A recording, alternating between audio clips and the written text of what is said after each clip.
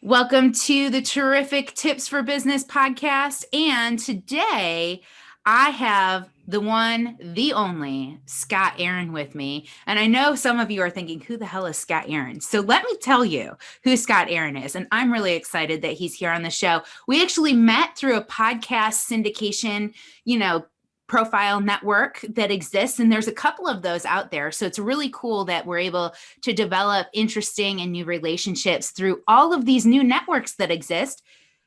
Positive side of COVID, I think. But let me introduce you to Scott.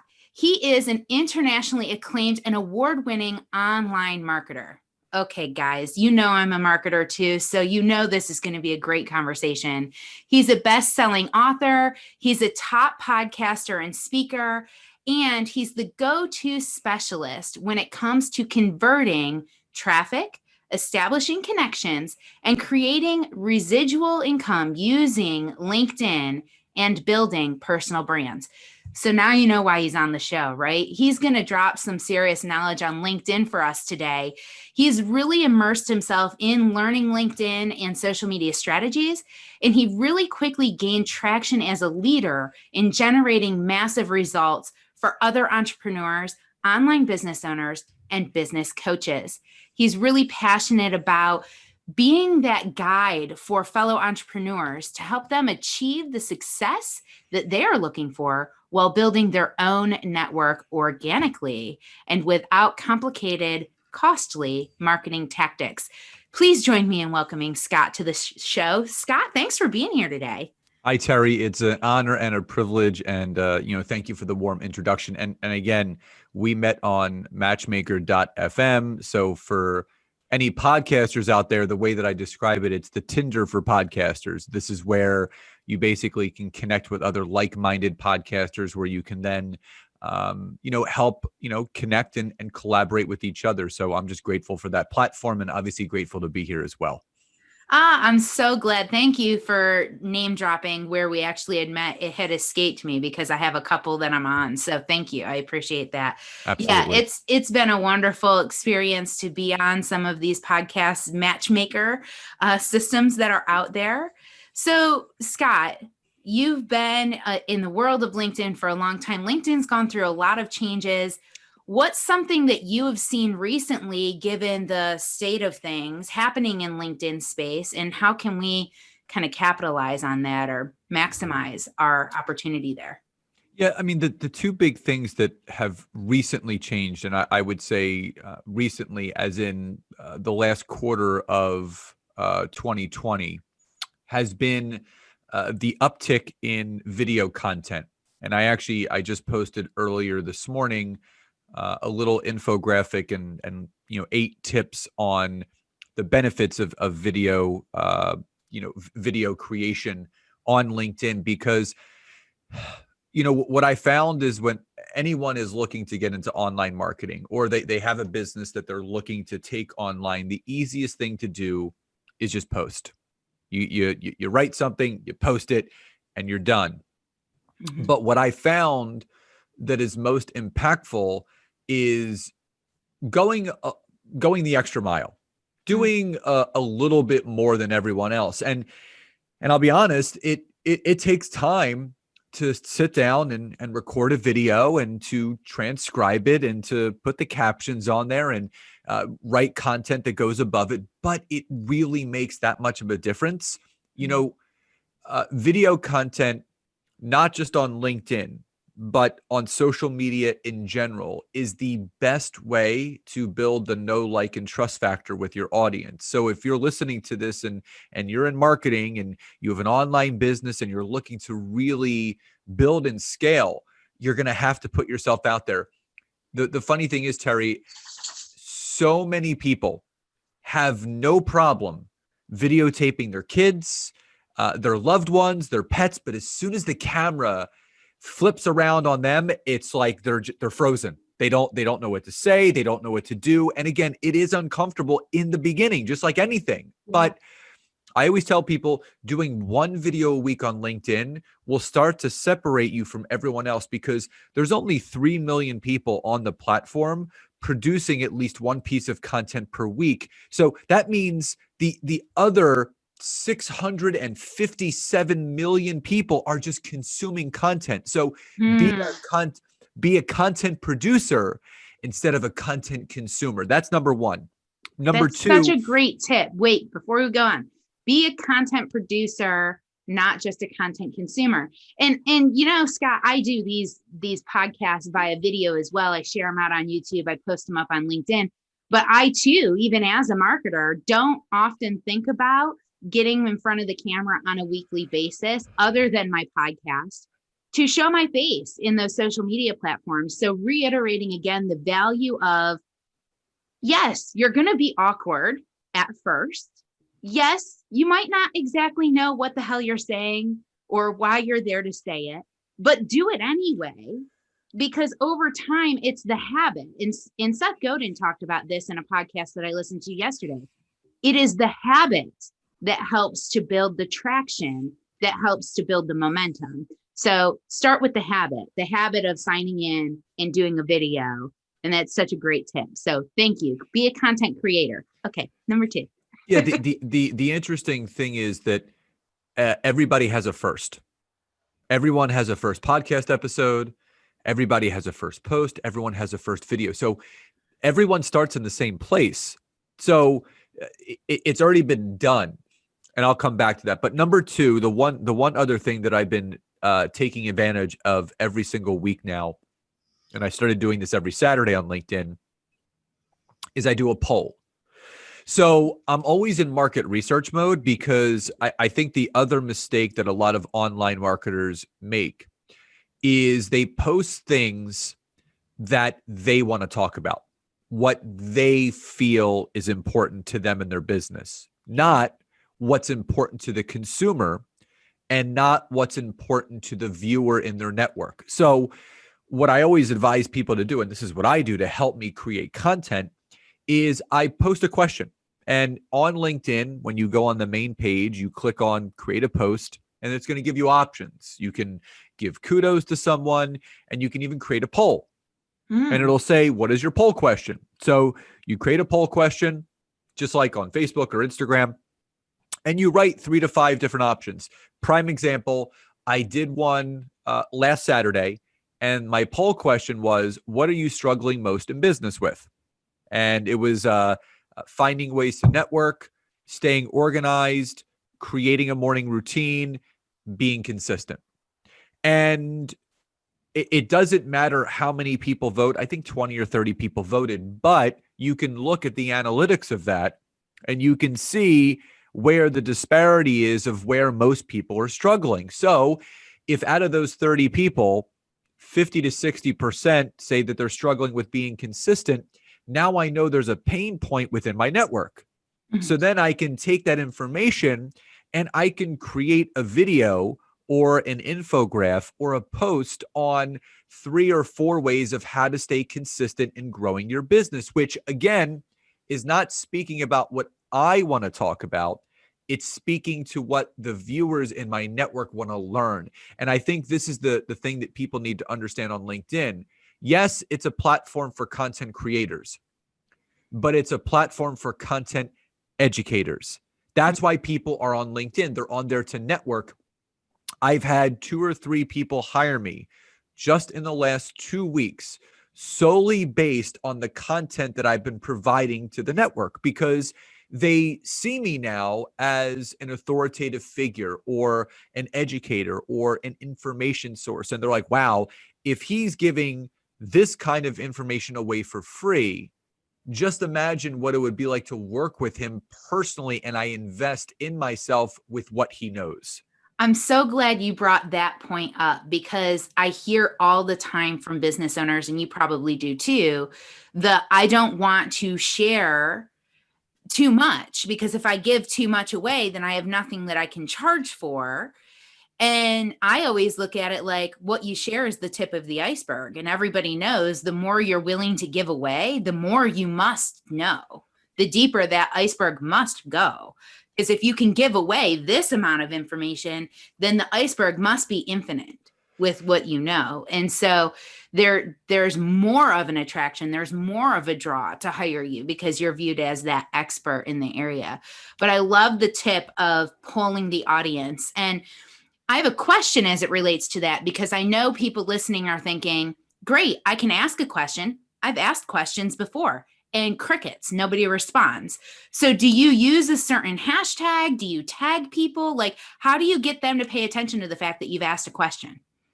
So the way that polls show up on LinkedIn is different than they show up as a post. So again, people are in information gathering phase most of the time on LinkedIn. They're reading articles, they're reading posts.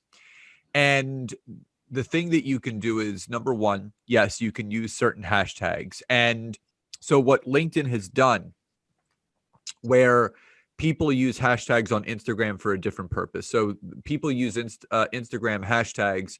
So you're searchable. You appear in, I guess, the recommended section of content. So it's literally just analytics driven. For LinkedIn, they wanted to clear up the news feed. And even though people are connected to certain people within their network, is posting content that they're connected to. But number two, sometimes they don't want to see all of some of the stuff that they're talking about. So what LinkedIn did was they gave people the ability to follow certain hashtags. And what LinkedIn does, it pairs the hashtags that you follow to the content that you want to see. So if you're doing a poll about, business growth or whatever it is, you can use hashtag grow your business, hashtag business tip, hashtag tips for business, because people are following those hashtags. So that's number one, how you can get more seen within a poll, whether you're connected to those individuals or not. Now, when you do a poll, you can create content above it that is letting the audience know, that you have a poll question. Here's what it's about. Here are some hashtags. LinkedIn will nudge you time to time to get organic engagement by tagging a couple friends or business confidants that you know to bring some organic engagement. Now, the two things that I am against, number one, I am against these engagement pods. So people join engagement pods on LinkedIn, and some of them are free, some of them are paid. And you'll see these people getting tons of engagement, tons of likes, tons of comments, because they've joined these engagement pods of 50, 75, 100 people, where you're now all obligated to like and comment on each other's stuff, whether you read it, listen to it, or not. I don't believe in that. The other thing I don't believe in is you'll see some people, when they produce content, they will tag 85,000 people in the content of the post, and then they'll tag another 85,000 people in the comment section. So you start to see these people being forced to engage by being tagged. So in the very beginning, as you're building your network, what I always do is, if I'm going to tag a couple people, I will send them a private message first. And I'll say, hey, Terry, just want to let you know I put up a poll question and would love to get your feedback on it. Is it okay if I can tag you in the post? And I will do that to 2 or 3 people. I will get their permission. So it's not like weird that I'm just suddenly tagging Terry in a poll question without asking. And that way, it's already planting the seed for your friend or confidant to go and engage with that post. So it gets some more organic traction in the very beginning.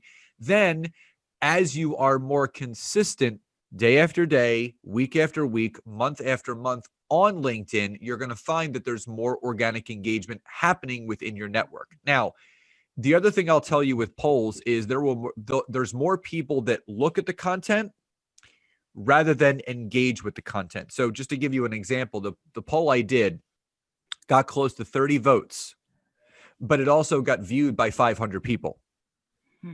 So there were 470 people that did not take action, and 30 of them did. But that's enough data for me to build content around. But the other thing that I can do is you can look at the analytics of that post. So it'll say 497 views. You can click on the views, and what LinkedIn does, and this is on the free platform, it'll show you the companies those people work for, their job titles, and their location. So now you're actually getting some additional data based on the type of avatar and the type of person that's looking at your content. So if you see a reoccurring industry or a reoccurring job title, that's also giving you enough data to start creating content that speaks directly to that industry or job title, where you're still going to get organic engagement later on down the line. Brilliant. I love that you mentioned the pods, because I've heard of the pods. I've been invited to a couple of the pods. I myself have noticed I can reach out and engage with all of their stuff, but don't necessarily get that engagement back. So I also haven't seen a lot of value from the pod concept in the LinkedIn space. And it might just be the pod that I'm part of, potentially. But to know too that I would rather have people engaging with my stuff who want to engage with my stuff, not people who are obligated to engage with my stuff. You hit the nail right on the head. So I did a post on LinkedIn a few months ago, and I basically just said this. I said, make your content so good, so educational, so informative that you don't need to tag anyone in it or ask a pod to engage with it. That's how you know your engagement is good. And that's why I am so grateful for my network. When I do a LinkedIn Live and there's a couple hundred views of my live video, or there's a, whatever engagement happens, it's so nice knowing that I'm putting content out there and I'm not tagging anyone anymore. I'm not pod engaging anymore. It's just me producing value added content to my network. Yeah. I love too that LinkedIn on the free version gives us access to see those analytic datas, because those key points, just like you said, now you can create content around a specific industry or a specific job title. You can also, if you know the area, you can do targeted ads to those people as well inside of LinkedIn or inside of Facebook. The other thing that I love that you mentioned, because I've noticed this as well, the random tagging of people. You have this social media etiquette. And I love that you brought that up, because it's so not used. It's just not used. Like, I get people on my Facebook page even that will just tag me and stuff. Now, certain people, totally cool with that. I appreciate their content. I participate in their events. I'm happy to share their event. So the fact that they're tagging me in it isn't offensive to me, and I accept that tag and I let it be visible on my page. But when other people just out of nowhere, without a message, without anything, tag me in a post, I'm like, we haven't talked in a year. Why are you tagging me in this? Like, maybe send me a message first. So I love that you brought that up, that social media etiquette of, don't just randomly tag people, like reach out to them and say, hey, I've done this thing. I would really love your feedback. Please message me back. Let me know that it's okay to tag you so that you can see it and so that I can tag you, because I don't want to just pop up on your newsfeed that I've tagged you in something that you're not expecting. So that's so important. Yeah, it's etiquette goes a long way on social media, and it's something that I've always really tried to stick to, because I always try to think about it. How would that person feel if I did it to them, and vice versa? Because if it doesn't feel good to me, it's not going to feel good to that person that is getting tagged and all that stuff. That happens to me on Facebook as well. Like, I'll just be tagged in these random things, and I remove the tag, and I'm like, why was I even tagged in that? And it's, again, people are scratching and clawing and doing whatever they can to try to get eyeballs on their content. So a friend of mine, Brooke, there's a photographer that she uses. His name is Brody Pearson, and young guy, really talented. And he made an Instagram post a couple months ago, and it hit home with myself and my wife. And it's how people are so addicted to engagement. How many views, how many likes, how many comments, like that's all they care about. And he said, he goes, I just want you to kind of let this sink in and quantify what these numbers actually mean. So he basically built it out like this. He said, if you have 20 to 30 views on your content, you're filling an entire classroom. Yes. If you're having 100 to 200 views on your content, you're filling an auditorium. If you have 500 plus, you're filling a large movie theater. And if you have 1,000 plus, you're starting to fill large music arenas. So he said, it doesn't matter where you're starting. It's just a matter of starting with that classroom and then constantly staying consistent, and you'll watch that organic growth happen. I mean, if you think about any musician, any starving artist, where do they start? They started playing these local coffee shops where the only people that show up are their parents, right? And their friends. And then they get that big break and they start playing like a larger club. And then now like an amphitheater and then a stadium, and it just grows from there. But everyone starts in the same place. And I really feel if people acknowledge that anyone that you're looking at on social media that has a large following, that has large engagement, guess what? They were where you were at some point in their journey as well. Yes, that's so good. And I love that because it's really important to remember, first of all, social media is supposed to be social. And second of all, it doesn't show us the things that are happening offline. So you might fill that classroom, you might have 30, 50, 100, 1,000 people see that post. You might only have 10% or less engage with it, but that doesn't mean that the other 90% didn't engage with it offline. They're talking about you to their friends. They're talking about you to their clients. They're talking about that information. If it's good information, they're sharing that verbally, not in front of you, but with everybody else. And you do catch wind of it because you're getting referred. You're all of a sudden getting a phone call from somebody that you didn't know was looking into you. Or you're getting a text message from a friend of yours that says, hey, I just got a call from somebody who's thinking about working with you. What? Like, I haven't talked to that person in a year, and now here they are because they've been seeing your content. They're not engaging with it, but they're seeing you and they're doing the research offline to make sure you're the person that they want to work with. So being that consistent is so, so important. Thank you. Think about whenever you're watching a new show on Netflix or something.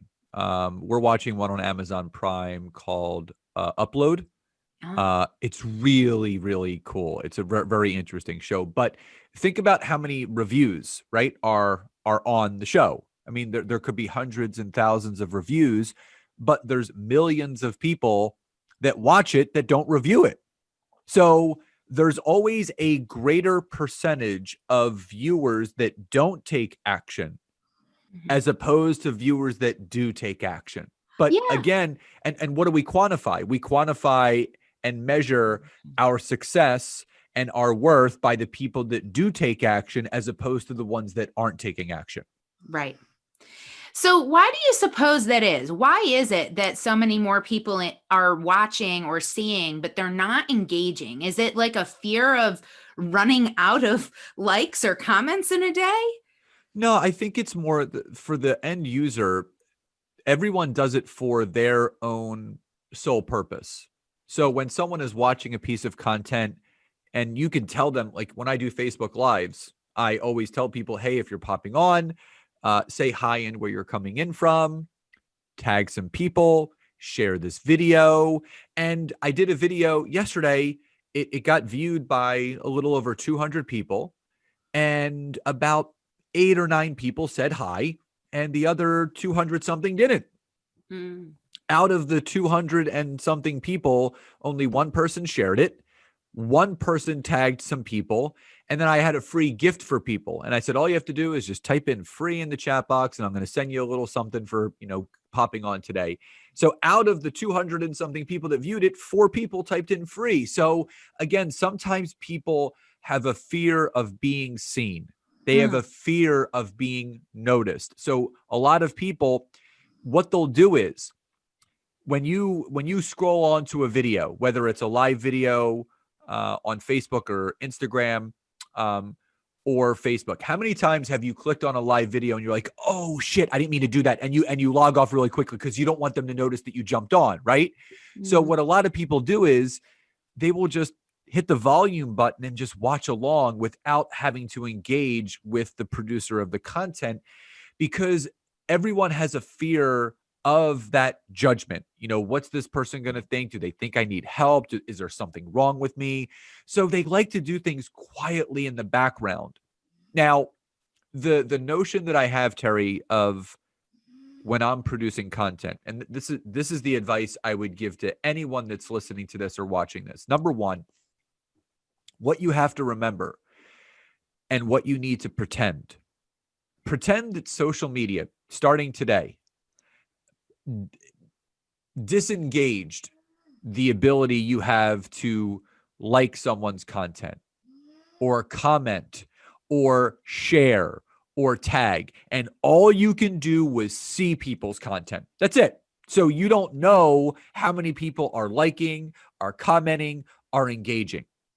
They're talking about doing that on a couple of platforms. And I'd be fine with that. It's not going to change how I show up. But a lot of people, you'll notice, especially on Instagram, they post things because they know that if I show enough skin or if I show enough butt cheek, people are going to engage. And it's the truth. True. So I don't like to bait post anyone. So the notion that I have around anything that I produce and also what I teach my clients is always produce content with having no engagement expectation. Pretend that no one can engage. It doesn't matter. You're doing it to leave them better and provide that value that they're truly seeking. Gosh. Okay, guys, he just dropped a bomb on us. Create content. First of all, be a content creator and create content without expectation of engagement. Show up anyway. Do it because you know what you're sharing is valuable, and trust, have a little faith that the people who need to see it will find it. The people who want that information will seek it out. And the more you put it out there, the more consistent you are with it, the more of those people will find you.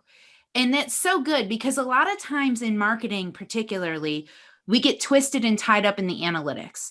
We're looking for the result, and we're always looking for that key performance indicator that's the leading indicator of success, right? Success leaves clues along the way. Success is not always the bottom line revenue. It can be other leading indicators, and particularly in social, there are leading indicators of success. We often look at our likes, our comments, our shares as leading indicators of success, but we're forgetting the leading indicator of success is consistency. Being there, adding value. Consistency is everything. The two biggest things that I would recommend to anyone that is looking to start a business or take your business online. Obviously, with the temperature of 2020 going into 2021, it's been a very awkward year for a lot of people.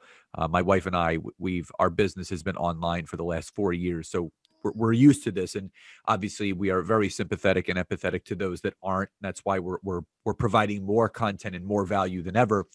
So before I tap into that, I want to go back to something that you said about 10 minutes ago, which was the tip of the iceberg, where people are afraid to give up the information, right? I don't want to. So I remember, and I shared this story the other day on a podcast. My wife and I were listening to an Amy Porterfield podcast, and Amy's amazing, just unbelievable online marketer. And she had a LinkedIn expert come on, and I'll put that in air quotes for the listeners. And so when you come on to a top marketing podcast, you are expected to deliver high value and actionable takeaways. So Amy was doing what she normally does with any expert that she brings on, and she was asking questions of how do you use LinkedIn? What's the best way to use it? What are some tips that you have for the audience? And the woman was dodging every question. Oh no. Not giving it up. And at a certain point, and this is why Amy's so brilliant, she said, you know what? In her head, she said, you know what? If this person's not going to give it up, I'm going to have to take over this interview and give the tips that I have for my audience on what I know about LinkedIn. And it just told me that that person that they had on had a scarcity mindset. They were afraid if that they gave too much content, if they gave too much value, who would hire me and pay me for my service, my product, or my good? And when you live from a scarcity mindset, guess what? Money is always going to be scarce. Exactly. But if you lived in an abundant mindset where, you know what, I'm just going to give an abundance of content, an abundance of information, and an abundance of value, you will then have an abundant business. Yes. Yes, that's so good. And we've talked about mindset on this show, so it's so good because it reiterates that mindset is key, guys. It's the number one most important thing as a business owner is to have a positive mindset, have an abundant mindset. And if you ever feel the self-doubt monkey, I call it the self-doubt monkey, but if you ever feel self-doubt, negative, scarcity, any of that stuff slipping in, find a coach, find a mentor, find a place that you can get back in touch with. Why are you doing this to begin with? Because that's going to help you snap out of it. And how can you give? How can you have gratitude and give of yourself? Because when we give of ourselves, it snaps us out of that scarcity mindset as well. Scott, this has been action-packed. It's loaded with so much good information. I know that the listening audience is going to want more, and we have more coming, but what's the best way for them to get in touch with you right now? Yeah, so I'm very omnipresent on all of social media. So you can find, you just type in Scott Aaron, SCOTTAARON on LinkedIn and Facebook, and I'll pop up. My handle on the gram, as they call it, is at Scott Aaron LinkedIn. And anytime I come on a podcast, anyone that sends an email to scott@scottaaron.net, and you just type in, "Hey, I heard you on a podcast," I will send anyone a free resource packet to virtually say thank you. Fantastic, Scott. Thank you for that added value, that bonus and opportunity for people to just connect and engage, because it sounds like you're really giving quality information away in your social media networks. And so being able to connect with you in those places and continue to follow the value that you have is amazing. So thank you. We really appreciate that. When we were getting started to record this, you had mentioned 4 pillars, and I think we've talked about 2 of those 4, if I'm not mistaken. So are there 2 more pillars that you can share with us that would help us be effective on LinkedIn? Yeah, so the 2 most important pillars, and we talked about content and all that stuff. Number 1 is your profile, and part of that virtual goodie bag that I give everybody that emails scott@scottaaron.net. It has this really very, very descriptive infographic on how to properly set up your profile on LinkedIn, because that is your hub. It also acts as a website. So what people don't understand is that LinkedIn is a search engine now. So people are using the searching ability that you have on LinkedIn to find business coaches, to find someone to hire, to find someone to invest in and with. And if your profile does not properly reflect who you are, what you do, and how you help people, you are virtually invisible. So you may be thinking, well, Scott, how do I know if I'm invisible or not? Well, on your profile, there's a section that says your dashboard. And your dashboard, it will show you how many searches you've appeared in a week and how many people have visited your profile, just like a website. Now, just to kind of give you a baseline, on average at this point right now, I appear in close to 13 to 1,400 searches every 7 days. And I'm having anywhere between 700 to 900 views of my profile every single week. That is eyeballs on my content every single day. Now, making sure that your headline, your about me section, your experience section, the licenses and certifications, everything is filled out properly with the keywords. And this is key. Making sure that you have certain keywords in your profile that reflect what your ideal client would be searching. So in my profile, it has, lead generation, business growth, business branding, fluttered throughout. So I know if someone is searching business branding or lead generation, LinkedIn lead generation, I'm going to pop up. So you have to think about it again, like we talked about earlier in the episode. Think about it from the customer and consumer standpoint, what your ideal client would be searching for, not what you want to have on there. Spot on. That's so good. And I'm going to reiterate it again. I know you just did, but it's so important that we stop thinking about me. What do I want to rank for? What do I want to be found for? And we start thinking about, what are they searching for to find me? How are they going to find me? What are the words they're using to find my service? They don't know who I am from Adam's House Cat. They're not going to do a search for you by your business name. They're not going to do a search for you by your name. They don't know who you are. So what are they using? What are the problems that they're having, the frustrations that they're having, and what are the words that they're using to find the solution to that? They might not even know what solution is that they need, right? So if you can target what their problem is in the phrasing, in the phraseology, and the words that you use on your website, or on your social media, on your LinkedIn, that's going to help your LinkedIn profile become visible to those people when they type those in to the search. Same goes for your website. Just saying. Same goes for your website. It's not just social media. Thank you, Scott.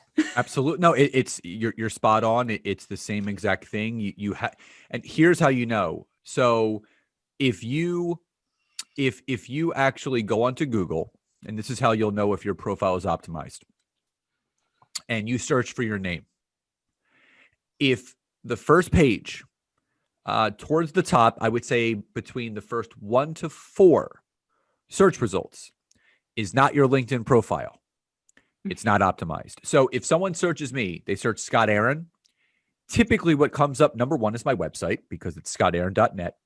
Number 2, right below it, is my LinkedIn profile. That's how you know it's optimized. So I challenge everyone that is listening to this or watching this today, Google yourself. See where you appear within Google.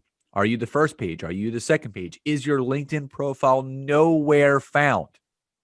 And if it's not, it means it's not optimized the right way. So that's number 1.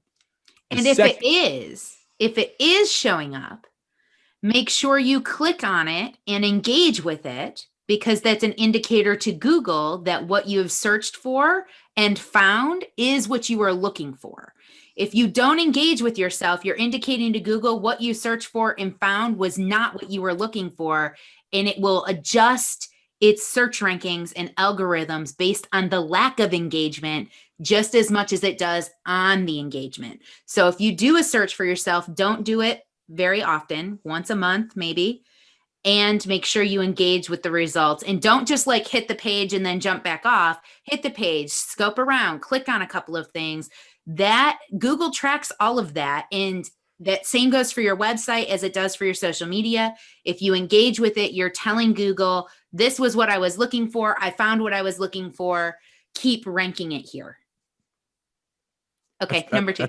No, that's great. That's great advice. I'm going to start doing that. So it's good to learn something from each other too. So that's awesome. Absolutely.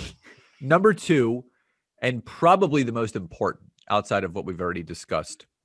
And I will also preface this by saying it's also the biggest problem on LinkedIn. And this is messaging. So if anyone has spent any time on LinkedIn, as Terry and I have, we both can agree that we've been bombarded with these 18 paragraph long drunkalog messages that of people that we don't know, we just became connected to, that are trying to sell us and pitch us and buy this and go here and join this and join that. That is a one-way ticket. And I did a LinkedIn Live this past Monday on the 3 instances where you would remove and block a connection. And then where I do. So I remove connections from my network if you bombard me with a message trying to sell me and pitch me on the first attempt. Number 2, You don't bombard me with a sales or pitch message, but you send me multiple messages, 2 or 3 in a row within a 72-hour period, and I don't respond. And number 3, I actually don't accept a connection if you add a note and you try to sell me in the note before I even click accept. I will ignore and block because I don't want any of those people. And again, you say, well, Scott, isn't it a little bit harsh to block? What you have to understand is when you have those types of people in your network, you're also giving that person the ability to connect with every single one of your connections. So you're actually putting every one of your first connections at risk for being spammed or sold to by someone that they don't want to be sold or pitched to as well. Yeah. So if you are going to message someone, I created something called the Magic Formula. It's a 3-step process to properly engaging with someone, whether it's an introductory message, whether you haven't spoken to them in a while. So here's how you break it down. Step 1 is you just warmly say hi to the person. Hey, Terry, great to be connected to you. So that's step 1. No dear Terry, comma. You want to make it very informal, very relaxed, very free flowing. Step 2, I call lowering the drawbridge. So for anyone that's listening or watching that's familiar with the drawbridge, when the drawbridge is up, it allows the boats to pass back and forth. When the drawbridge is down, it allows the traffic to then start flowing back and forth. So it's your job in the main body of that message to lower the drawbridge or to fill the gap between you and the person that you're messaging, where they're going to read it and say, that makes sense. I know why he's reaching out to me. So I would simply say, hey, Terry, great to be connected to you. I noticed that you had a podcast, as do I. Would love to hear about yours, share more about mine, and how we can support each other here on the platform. Now, I've done 2 things. Number 1, I've lowered the drawbridge. So when Terry reads that message, she's going to say, oh, well, that makes sense. Scott's a podcaster. I'm a podcaster. That's why he's reaching out. But number 2, and I learned this from Judy Fox, who's a huge LinkedIn influencer. Love her. The most important word in the English language that you can use outside of someone's name is the word support.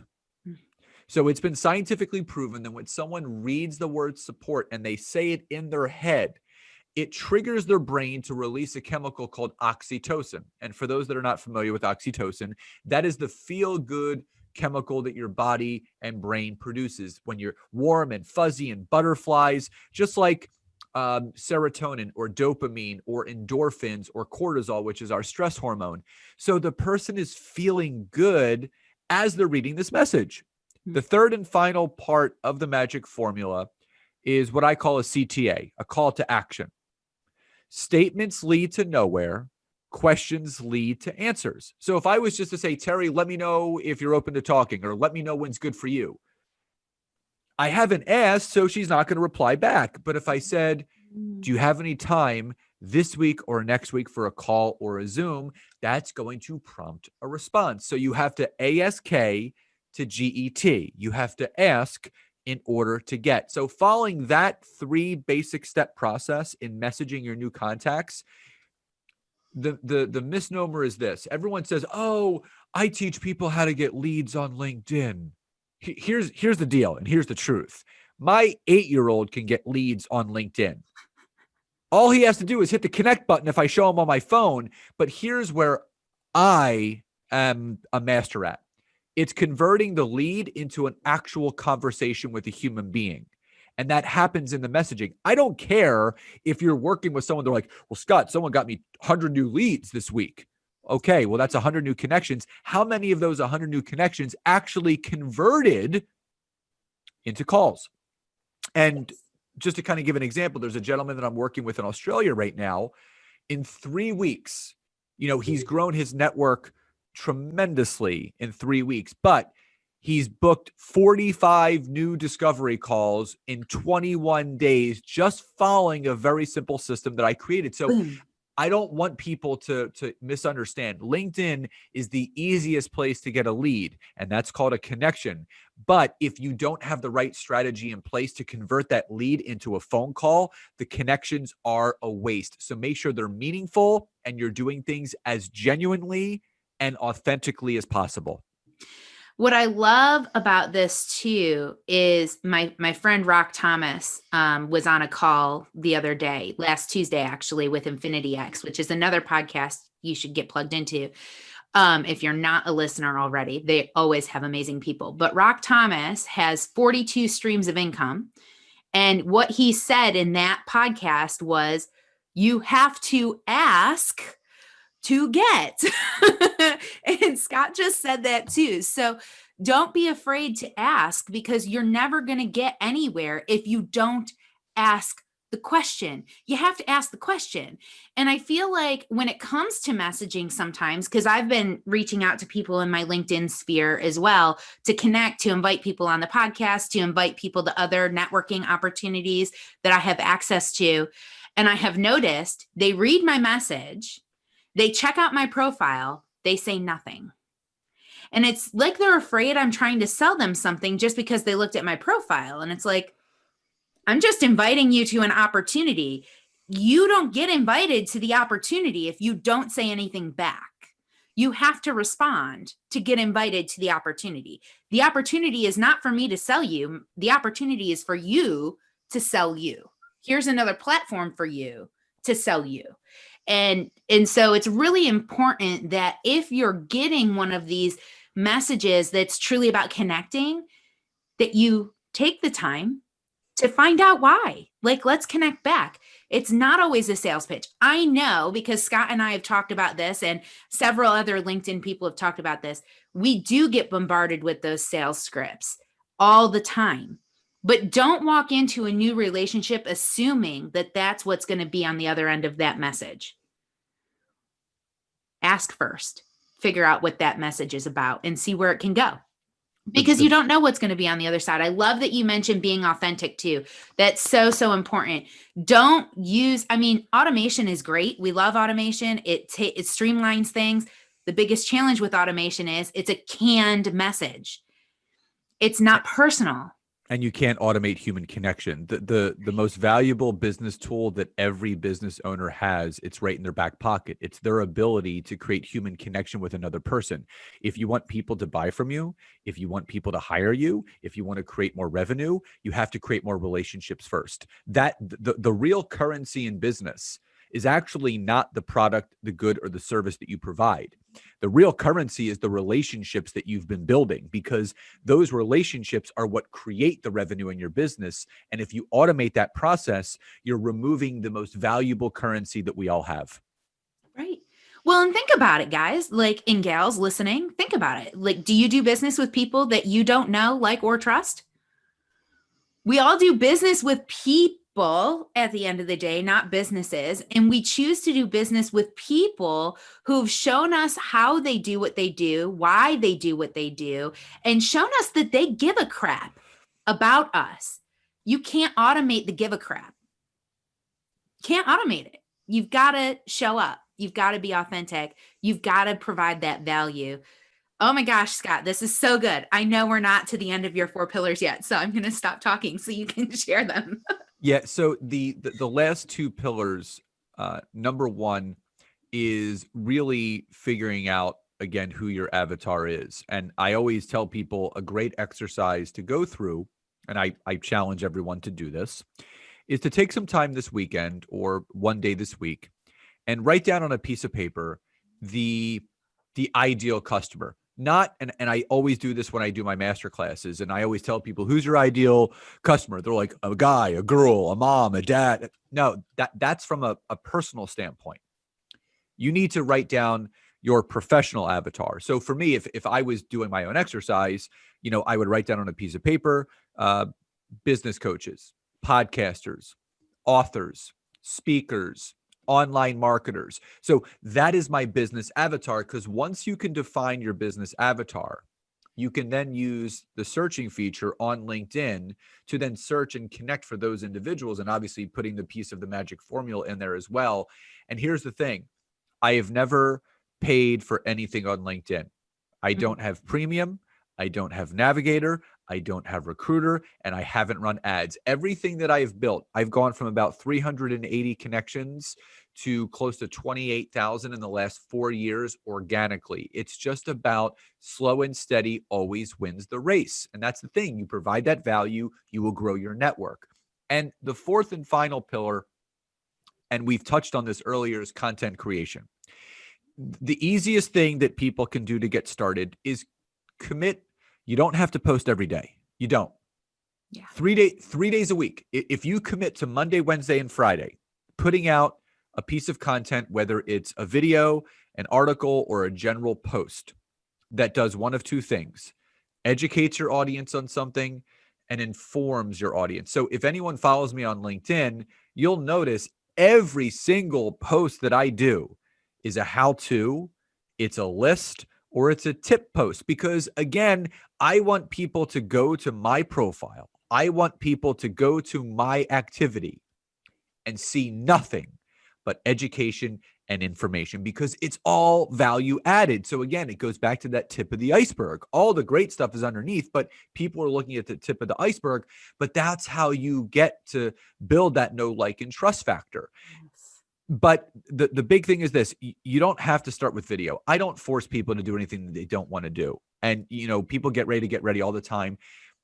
If you just start by writing articles, if you just start by just doing some educational posts, you will start to get engagement, and it will inspire you to want to push yourself to do more. And the simple adage that I tell people is, if you change nothing, then nothing changes. But when you change something, something will change. So constantly really motivate and push yourself to step into that uncomfortable zone, to do just a little bit more, to give a little bit more. But if you can just really stick to that Monday, Wednesday, and Friday, doing a smattering of any one of those three, or all of those three things that are providing educational and informative, value-added content to your network, following the principles of your profile, your avatar, and your messaging, you bundle that together, you stay consistent, LinkedIn will produce and unlock your next 6 to 7 figures worth of income. I can promise you that. This has been amazing, Scott. You have provided such tremendous value. You talk about adding value, and you certainly have done that for us today. Thank you for being such an open book, so transparent, and so action-packed and oriented for the listening audience today. Let's go ahead and figure out the best way for them to get in touch with you one more time, so that way they can connect with you, continue to be plugged into your tips, and continue to get that value on a regular basis. Absolutely. So again, anyone that sends me an email to scott@scottaaron.net, that's SCOTT@SCOTTAARON.net. Just mention that you heard me on Terry's podcast and you want some free resources. I'll send you a virtual goodie bag. My regular website is obviously scottaaron.net. And on social media, Scott Aaron on Facebook and LinkedIn. And on Instagram, it's @ScottAaronLinkedIn. Fantastic. I do have one more question for you today, and that's, if you had one thing that you wish you knew before you got started, what would that be? That in any business, no matter what you are doing, you are going to fail way more often than you will succeed. Because I tell people all the time that your failures open the doors to your successes, and you should be excited for failure, because that means you're one step closer to actually having the success that you want. Fantastic. So don't fear the failure, lean into it, as they say. Seek it out, because the sooner you can fail, the faster you can fail, the more frequently you can fail. And we've heard this before from all of the greats that have existed in our world before now. They have said this, and it's true. The sooner, the faster, the more frequent you can do it, the sooner, the faster, the more frequent you can find the successes too. So my friends, my listening audience, fail often. Thanks for listening today. Scott, thanks so much for being here. Thank you, Terry. Appreciate you. And thank you again for having me. Absolutely. Until next time.